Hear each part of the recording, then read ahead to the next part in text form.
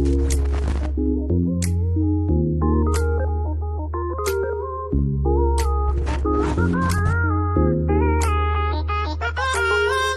I am where the movie started, facing at a photo they've taken. Space tree flying through the skies and battles happen everywhere. Coucou, nous sommes mardi 21 mars et je vous retrouve pour un petit update lecture. Donc j'ai continué, commencé la semaine dernière, continué cette semaine, La sorcière d'or, donc de Shannon Smart aux éditions de Saxus. Donc nous sommes dans un univers fantastique, dans des îles où règnent des sorcières. Donc il y a une histoire de... il y a un clan de sorcières qui est au pouvoir et qui a pris le pouvoir à un autre clan de sorcières. Et donc les protagonistes vont être les filles de chacun de ces clans. C'est-à-dire qu'il y a la doyenne qui est actuellement au pouvoir, qui a donc une fille, et on va suivre l'histoire de son point de vue, et l'ancienne impératrice avait aussi une fille, et nous aurons donc les deux points de vue de ces deux filles, et on découvre l'histoire à travers elles. Là pour l'instant j'en suis à la page 90, j'ai lu 8 chapitres et le début du 9e. Donc là pour l'instant c'est vraiment la mise en place de l'univers. Donc on nous présente pas d'ailleurs l'univers puisque c'est un point de vue subjectif. La narration est du point de vue subjectif à chaque chapitre. On alterne donc d'un point de vue de Jasmine, la fille de la doyenne au pouvoir actuellement sur l'île, et Ira, la fille de l'ancienne impératrice. Et du coup, comme c'est un point de vue subjectif, on découvre l'univers au fur et à mesure qu'elles nous racontent leur expérience, leur journée, leur moment actuel. Donc le début est un petit peu confus, il faut un certain temps, il faut quelques chapitres pour commencer à vraiment comprendre qui est qui. Et comme il y a pas mal de personnages aussi, et dont des prénoms qui sont pas franchement faciles à retenir, voilà, dans les premiers chapitres c'était un petit peu confus, donc petit à petit on commence à voir donc qui est avec qui veut quoi, quelles sont les aspirations de chacun, etc. Donc voilà, là pour l'instant j'en suis encore un peu à la... Enfin, je pense, vu là où j'en étais, que la mise en place, ça y est. Là maintenant ça va être l'aventure qui va commencer. Donc par rapport à l'histoire pour l'instant je peux pas dire grand chose parce que ce début voilà est un petit peu confus, mais puisqu'on est sur un point de vue subjectif c'est normal, il faut le temps de comprendre l'univers. Voilà, pour l'instant en tout cas ça m'intrigue, ça me donne envie de savoir qu'est-ce qui va se passer. D'un point de vue littéraire je suis pas tout à fait convaincue pour le moment. Je trouve ça un petit peu alambiqué. Du coup ça joue un petit peu aussi ce langage un petit peu alambiqué, je rajoute un petit peu de confusion à un univers déjà complexe. En fait le sentiment que ça m'a donné c'est que ça veut utiliser un registre de langage un petit peu pas soutenu, mais bon voilà, avec un peu de recherche de vocabulaire, etc.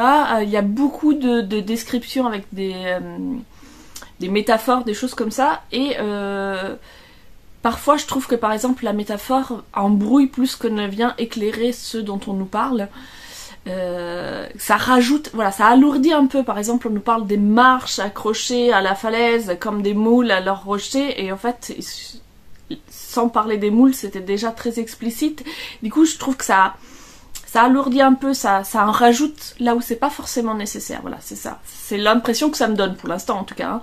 Après c'est un style auquel moi je suis pas spécialement habituée. Voilà, ce style un petit peu comme ça, un petit peu alambiqué, j'ai pas l'habitude de lire ce genre de livres, et à chaque fois que je les lis, ça me demande un petit peu un temps d'adaptation, on va dire, parce que je trouve que les auteurs, enfin là en tout cas, c'est vraiment la sensation que ça me fait dans ces premiers chapitres, c'est que j'ai l'impression que l'auteur veut en faire trop, et que ça marche pas toujours. Et après, comme c'est une œuvre qui est traduite de l'anglais, je ne sais pas, est-ce que c'est le style de l'auteur ou est-ce que c'est la traduction qui veut ça? Mais par exemple, là, juste pour vous donner un peu un exemple de ce qui... Voilà, moi, c'est toujours des... Je chipote, hein, vraiment, mais c'est des petits détails dans l'écriture qui me font parfois un petit peu tiquer, et du coup qui ralentissent un petit peu ma lecture. Par exemple, là, au chapitre 6, un garde s'adresse donc aux Obeya, qui sont les sorcières qui ont été donc emprisonnées parce qu'elles étaient anciennement au pouvoir, et il leur dit « hâte-toi vite !» Et moi j'étais là genre oui, et surtout monte l'escalier en montant. C'est pas que c'est faux, mais se hâter, ça veut dire avancer vite, donc t'as pas besoin de dire vite, et en fait il faut choisir, soit t'as envie d'utiliser le mot vite, et à ce moment-là tu fais dire regarde, avance vite, et ce qui dans un contexte, un garde qui s'adresse à des prisonniers serait peut-être le registre le plus adapté, soit t'as envie d'utiliser le mot hâter parce que t'as envie, voilà, j'ai l'impression que ça fait genre j'ai envie d'utiliser le mot hâter parce que ça fait style, hein, mais bon, tu veux utiliser ce verbe-là parce que c'est celui-là que tu veux mettre, bah tu mets pas vite. Et là, hâte-toi vite, moi ça m'a... Alors c'est vraiment du chipotage, mais... Voilà, j'étais là genre, mais pourquoi il dit hâte-toi vite, c'est pas la peine de dire vite. Et du coup je vais bloquer sur la phrase, alors qu'au fait, dans l'histoire, on s'en fout un peu, au fait, il faut juste qu'elle se dépêche. Mais juste la phrase d'en dessous, par exemple, j'avance en grommelant, son commentaire m'agace d'autant plus qu'il n'est pas faux. Et là encore, je vais chipoter, sauf que, c'est pas un commentaire, en fait, c'était un ordre. Et un ordre, il peut pas être faux ou vrai. Tu peux être d'accord ou pas, mais c'est un ordre. C'est pas un commentaire. Donc, voilà. Donc, c'est vraiment des détails, mais dans la façon dont c'est écrit, quand je tombe sur des phrases comme ça, je suis toujours là, mais... C'est pas tard. Donc ça ralentit un petit peu ma lecture. Après je pense qu'une fois que je me serais vraiment habituée au style de l'autrice, je ferai moins attention à ce genre de détails. Mais pour l'instant, enfin par exemple ce matin j'étais vraiment bloquée quoi, et toutes les 2-3 pages j'étais là mais cette expression là ça alourdit un petit peu, là cette image là c'est pas nécessaire. Donc voilà, la lecture était pas très très fluide. Cet après-midi déjà j'ai repris le livre et là je me suis vraiment détachée du style pour m'intéresser à l'histoire et du coup j'ai avancé plus vite dans ma lecture et je tiquais moins. Mais voilà, ce matin ça m'a donné vraiment l'impression que l'autrice essayait d'avoir un registre de langage un petit peu plus élaboré et que c'était pas parfaitement maîtrisé et que du coup ça sonne pas naturel. Voilà, c'est en ça que ça me perturbe, c'est que en tout cas pour moi, hein, mon ressenti personnel, hein, je ne vous livre que mon avis à moi, mais j'avais l'impression que ça sonnait pas vrai, ça sonnait pas naturel, quoi. Ça sonne, en lisant, tu te dis pas que l'autrice c'est comme ça qu'elle parle. Tu te dis, elle a cherché à faire une phrase qui fait bien. Et en fait, moi je trouve que c'est maîtrisé quand tu n'as plus l'impression que l'auteur a cherché à bien écrire. Et là, pour l'instant, en tout cas, j'ai pas l'impression que ce soit parfaitement maîtrisé, parce qu'il y a des fois des tournures de phrases un petit peu alambiquées où on se dit l'autrice a voulu faire un truc beau, a voulu mettre une image un peu stylée, et sauf que du coup, si on s'en rend compte, c'est que ça marche pas super bien. Et du coup, par exemple, toutes ces métaphores, tout le temps, dès qu'elle parle du ciel, il y a une métaphore, dès qu'elle parle d'escalier, il y a une métaphore, enfin, toutes les comparaisons, je trouve ça alourdit un petit peu. Alors un peu c'est bien, mais peut-être que si on en fait trop, ça manque de naturel, ou alors, voilà, je saurais pas trop dire. Après, ça n'enlève rien à l'histoire, hein. C'est vraiment, là je vous parle du point de vue littéraire. Pour ce qui est de l'histoire, là pour l'instant ça commence, j'ai lu 90 pages, l'histoire se met en place, ça m'intrigue, ça me donne envie de savoir ce qui va se passer, donc à voir dans la suite. J'imagine que plus je vais avancer dans le roman, plus je vais m'habituer au style de la plume, et moins ça va me faire tiquer. Je n'ai pas du tout avancé dans mes lectures audio. Le livre, donc c'est lequel que je suis en train de lire, Le sang de la cité. Et en fait, c'est pareil, c'est un peu alambiqué, je trouve aussi. Il y a beaucoup de descriptions, etc. Et souvent les livres audio, je les écoute en travaillant. Et ça dépend des livres. Il y a des livres où on arrive à écouter en même temps qu'on fait autre chose. Là, comme il y a beaucoup de descriptions, beaucoup de choses, etc., j'arrive pas, en travaillant, j'y arrive pas. Je suis pas assez concentrée, donc je loupe les trucs importants, j'écoute les trucs qui le sont pas. Du coup, c'est pour ça que j'avance très lentement. Voilà, je pense que là, par exemple, quand j'aurai fini de tourner mes vidéos, je vais me le mettre avec du tricot, et là, c'est parfait, ça m'accompagne, je peux me concentrer sur ce que j'écoute en même temps que je tricote, ça va, mais en travaillant, ça marche pas du tout, j'arrive pas à rester suffisamment concentrée pour suivre le fil conducteur, parce qu'il y a beaucoup de détails, il y a beaucoup de descriptions et finalement les choses importantes sont distillées dans plein de choses annexes, non pas qu'elles soient désagréables, mais du coup il faut être concentré pour suivre le fil conducteur, quoi. Voilà pour mes lectures de cette semaine. Et là je m'en vais tourner une vidéo de pile à lire pour le challenge Tarot Book Challenge organisé par Livromancienne. Je vous mets le lien de sa chaîne en barre d'infos. Le challenge ne commence que le 1er avril, mais j'ai déjà préparé ma palle et Sorcière d'or est dans ma sélection. Je triche un peu, comme je lis très lentement, de toute façon il sera pas fini avant avril. Surtout que voilà, c'est quand même un gros pavé, donc moi pour lire ça il me faut quand même 2-3 semaines. Donc voilà, je me suis amusée à préparer une palle, donc je vais vous tourner ça et je ferai une vidéo dédiée juste pour le challenge, les livres que j'ai choisis. Et puis se termine au 31 mai. Au 31 mai, je ferai peut-être une petite vidéo bilan pour voir combien de livres j'ai réussi à lire. Ça sera pas beaucoup parce que voilà, en 2 mois, moi, s'il me faut 2-3 semaines par roman, ça va pas en lire beaucoup. Mais la thématique de ce challenge me plaisait beaucoup.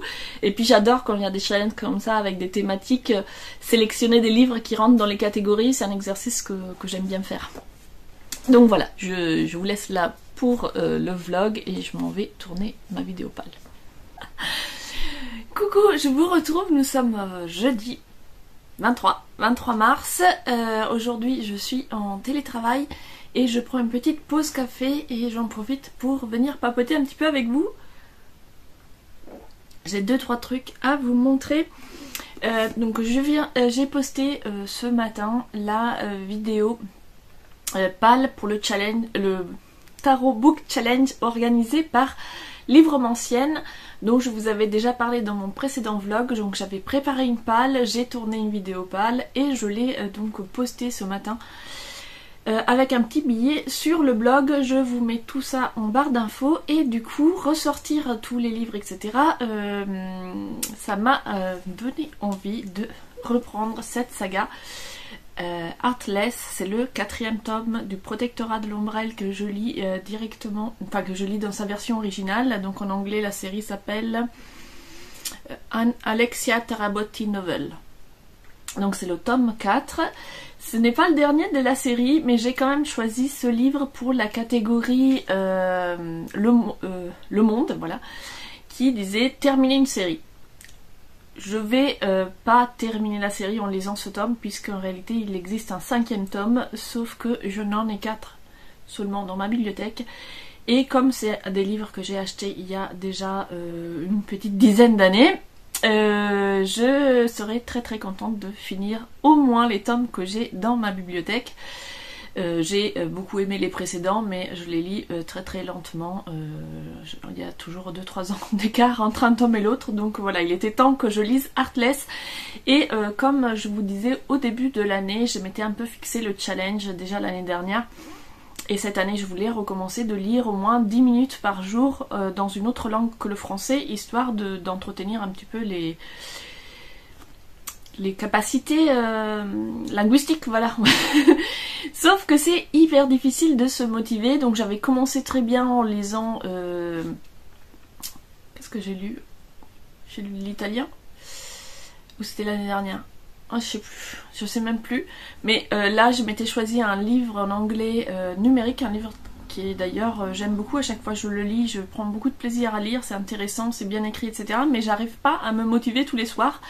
Et là, je suis tombée sur, enfin, en faisant ma palle, j'ai fouillé et tout, j'ai trouvé ça et je me suis dit, bah, ça serait l'occasion idéale. Et c'est plus dans le mood en ce moment, où je suis plutôt fatiguée, j'ai envie de lecture facile. Et l'autre livre que j'avais choisi en anglais, c'est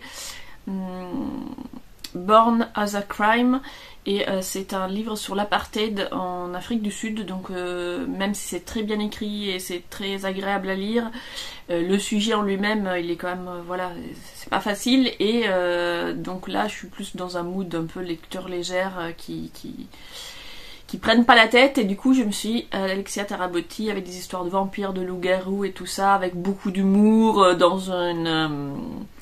une Angleterre victorienne fantasmée, ça sera très bien, ça me fera lire en anglais sans prise de tête. Donc comme je l'avais sorti pour le challenge, j'ai eu envie de le commencer tout de suite. Du coup hier je me suis dit je me pose, je lis 10 minutes, finalement j'ai lu presque une demi-heure. Bon, en une demi-heure d'anglais, j'ai lu 10 pages, hein, mais j'étais quand même très contente d'avoir lu déjà 10 pages. Donc voilà, je vais me le laisser à portée de main et quand je serai motivée, me lire une petite dizaine de pages. Donc j'hésite, est-ce que je fais 10 minutes par jour ou 10 pages par semaine? Je sais pas. On verra, selon la motivation. Je ne sais pas si je l'aurai terminé d'ici le 31 mai, parce que justement, comme c'est en anglais et que j'ai d'autres lectures en même temps, je vais probablement avancer lentement. Mais voilà, le challenge était l'occasion de le sortir de ma palle, et bien que le challenge ne commence que le 1er avril officiellement, je me suis dit que j'allais prendre de l'avance. Je reprends un petit peu de café.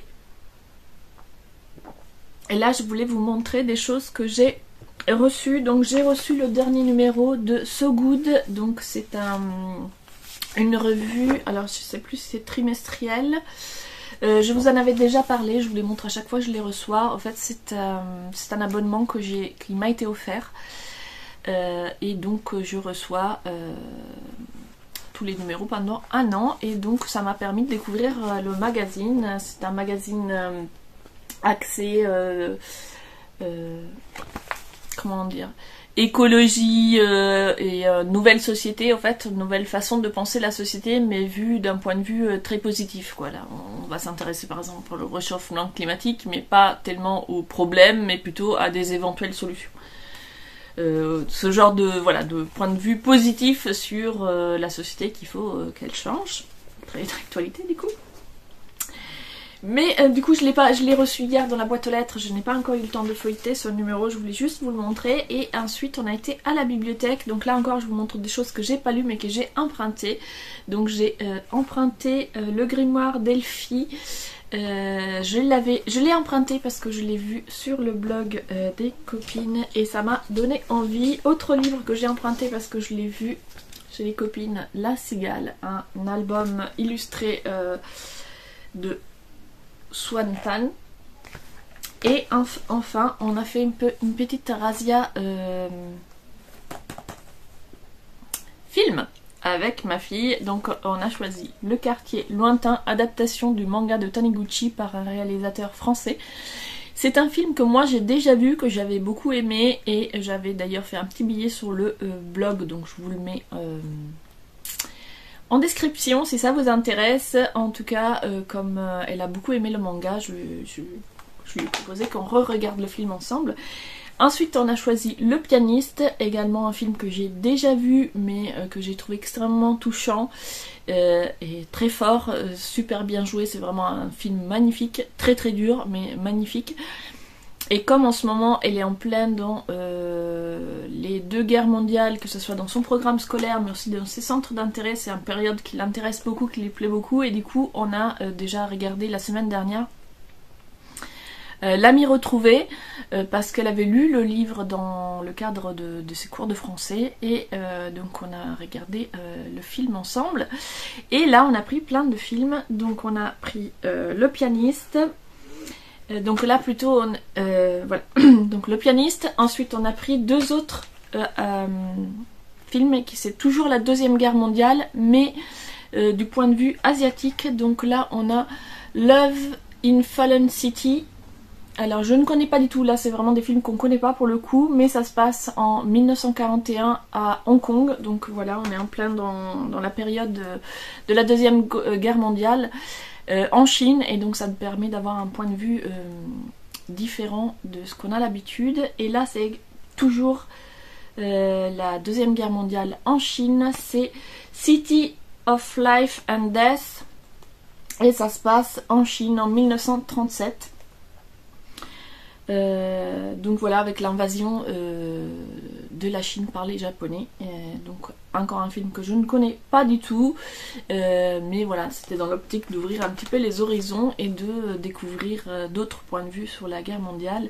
Surtout que en plus de se passionner pour les guerres mondiales, elle étudie également le chinois, et donc elle s'intéresse à la culture chinoise. Là, ça permet de voir un peu comment la Chine a vécu la Deuxième Guerre mondiale. Et ça sera sans doute très intéressant pour elle aussi, et pour moi aussi, parce que j'aime bien aussi l'histoire. Donc ça sera très intéressant. Je vous en reparlerai quand on les aura regardés. Je sais pas exactement quand parce qu'elle veut les regarder avec une amie de sa classe, donc on va s'organiser avec elle, voir lesquelles l'intéressent aussi et lesquelles on regarde entre nous. Et je viendrai vous faire des retours, mais en attendant, si vous connaissez quelques-uns de ces films, n'hésitez pas à me laisser des commentaires. Et du coup, ça sera tout pour aujourd'hui. J'ai presque fini mon café, donc je vais pouvoir retourner travailler. Et je vous reprendrai plus tard dans la semaine pour faire des updates lecture. C'est encore moi. Au fait, c'est pas fini du tout. Je vous dis c'est fini au moment où j'appuie sur le bouton pour éteindre la caméra. Je dis mais pas du tout. T'as oublié les anciennes. J'ai reçu 2 nouvelles lectures, c'est pareil, c'est des réceptions, je les ai eues dans la boîte aux lettres hier, donc je n'ai pas encore lu, mais ça viendra très bientôt. J'ai reçu le tome 2 des Mémoires de la forêt, j'avais beaucoup aimé le premier tome, je vous mets mon article sur le premier tome en barre d'infos. C'est un livre jeunesse, du coup très doux, très enfin le premier tome, celui-ci je l'ai pas encore lu, mais en tout cas j'avais le premier tome, je l'avais aimé, j'avais trouvé l'écriture très douce, très touchante, et tout en abordant des choses sérieuses où il était question de la maladie d'Alzheimer, donc voilà, là dans celui-ci je ne sais pas du tout de quoi ça va parler, mais j'ai même pas cherché à savoir le résumé, j'avais aimé le style du premier, donc j'y suis allée les yeux fermés. Après, tout le monde a parlé de ce livre, ça a fait un buzz, tout le monde a encensé ce livre. Moi j'y mets juste un petit, pas un bémol, mais je sais que moi j'ai tendance, quand tout le monde encense un livre, à dire ah, c'est tellement merveilleux, c'est tellement merveilleux. Quand je lis ensuite, je suis déçue parce que comme tout le monde est très enthousiaste, je m'attends à un truc de ouf. Moi le premier tome, je l'ai beaucoup aimé, c'était une lecture très agréable, c'est pas un truc de ouf, c'est une lecture agréable, voilà.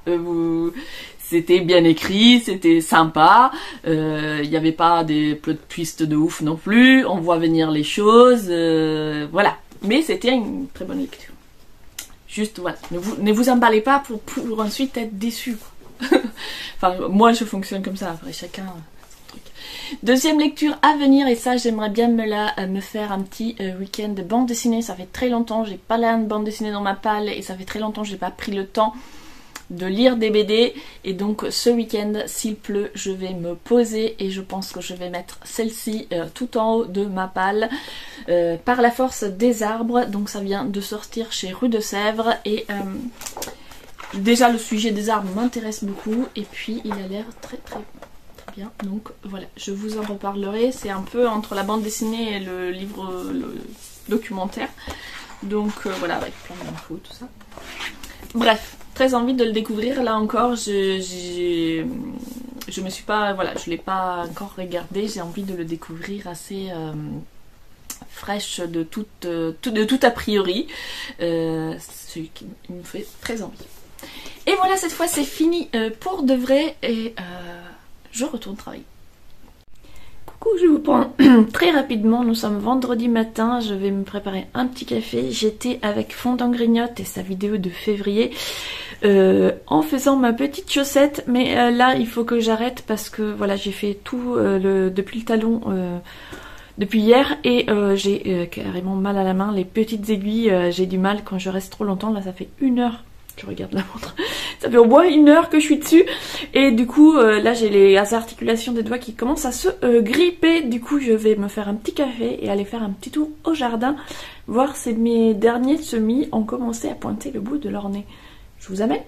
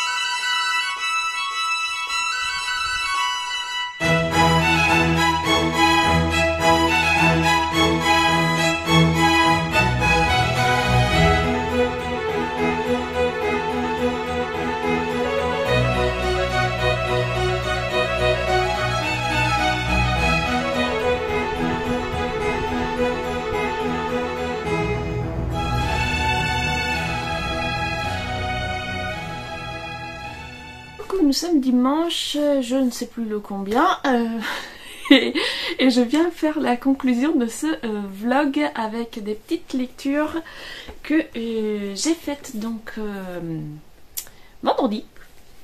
J'ai lu le dernier tome de Darnan le bureau français, donc une bande dessinée historique qui revient sur la vie de Darnan, qui était un collaborateur, un héros de la Première Guerre mondiale et un collaborateur pendant la Deuxième, à la tête d'une milice donc pour le compte des nazis et de la France de Pétain. Et du coup c'était très intéressant. J'avais lu les deux autres il y a un moment déjà et j'ai enchaîné direct avec le 3 sans relire les autres, donc j'étais je me souvenais plus très bien, mais en tout cas j'ai trouvé ce dernier tome toujours intéressant. Et voilà, ça m'a permis de découvrir ce personnage que je ne connaissais pas du tout, et c'est très intéressant parce que justement on voit ce personnage qui passe du héros au bureau, et donc on voit son cheminement, et j'imagine qu'il n'a pas été le seul à suivre ce cheminement pendant cette période historique là, donc c'était très intéressant. Je vous montre juste quelques images.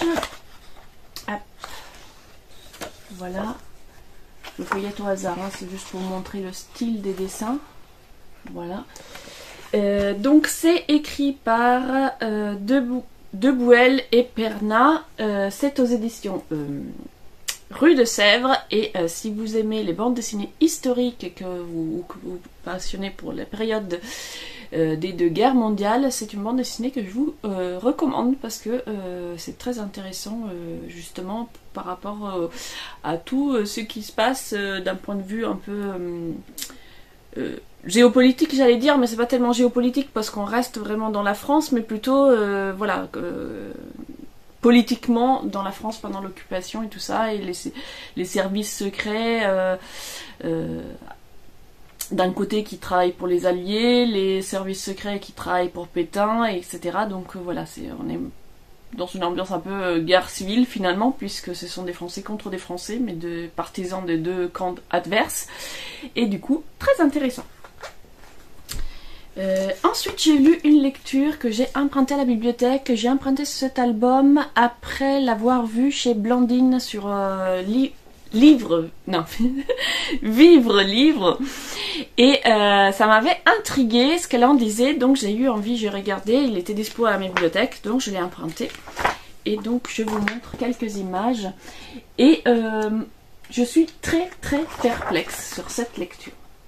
Je comprends pas vraiment en fait. Alors donc vous voyez, on a une petite cigale qui travaille dans un bureau, et tout le texte est hyper déprimant sur cette cigale qui n'est pas respectée par sa hiérarchie, n'est pas respectée par ses collègues parce que c'est une cigale, donc elle travaille énormément, elle n'est pas payée, elle fait des heures sup, j'essaie de me caler pour pas qu'il y ait de reflets.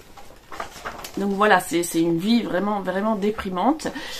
Et l'heure de la retraite après 17 ans dans cette entreprise arrive. Il n'aura pas de retraite, il n'a pas de remerciement, il n'a pas de fête d'adieu, rien du tout.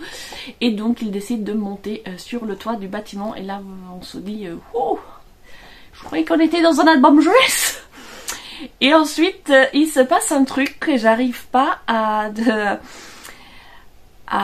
comprendre en fait ce que ça veut dire. Est-ce que c'est métaphorique? Est-ce que ça l'est pas? Quand bien même ça serait métaphorique, finalement je trouve ça hyper déprimant parce que ça veut dire que la cigale finalement elle se transforme, elle va vivre sa vie heureuse dans la forêt, mais seulement après avoir été à la retraite et avoir trimé pendant 17 ans dans une ambiance de bip. Donc c'est quoi la morale de l'histoire? Je comprends pas très bien, il aurait dû partir avant.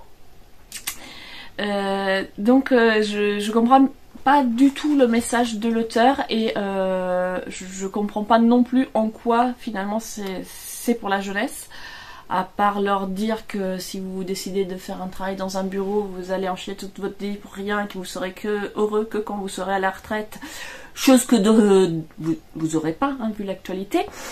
Donc je ne sais pas, c'est hyper déprimant en fait comme lecture, et la fin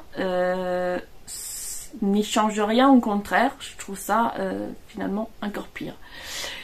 Donc ça me laisse très perplexe. Les dessins sont très jolis, mais je comprends pas ce que l'auteur veut dire, quel est son message, et du coup je trouve ça s'adresse pas vraiment à des enfants, puisque bah voilà, on a affaire à une cigale qui travaille de salarié cigale.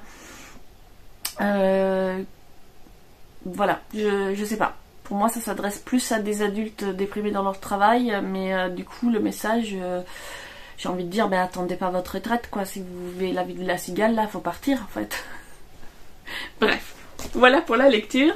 Et enfin, je vous présente juste le dernier numéro de Plantes et Santé que j'ai donc reçu et qui a cette fois un dossier spécial grossesse. Donc voilà, pour moi ça ne sera pas d'une grande utilité, mais c'est toujours bon de savoir quelles sont les plantes qui peuvent venir soutenir la grossesse et l'après-grossesse. Donc c'est tout ce que j'avais à vous présenter. Je regarde en bas mais non, j'ai plus rien. C'est tout ce que j'avais à vous présenter aujourd'hui. J'ai commencé un puzzle, un de ceux de Callisto que je vous avais présenté dans un précédent vlog, mais j'en suis à tout début, donc j'ai fait quelques images, mais je vous en reparlerai quand j'aurai un petit peu mieux avancé. Et donc pour aujourd'hui ça sera tout, je vous laisse là. Merci d'avoir regardé cette vidéo jusqu'au bout. N'hésitez pas à me laisser un petit commentaire, ça me fait toujours plaisir d'avoir vos retours, à liker cette vidéo, vous abonner si le cœur vous en dit. Mais surtout, ne cliquez pas sur la clochette. Vous n'avez pas besoin des notifications pour savoir que j'ai fait des vidéos. Si vous avez envie de les voir, vous allez sur les abonnements, vous avez toute la liste des vidéos qui ont été publiées par les chaînes auxquelles vous êtes abonnés. On a beaucoup trop de notifications sur nos téléphones et dans notre vie, donc vous engombrez pas de ça.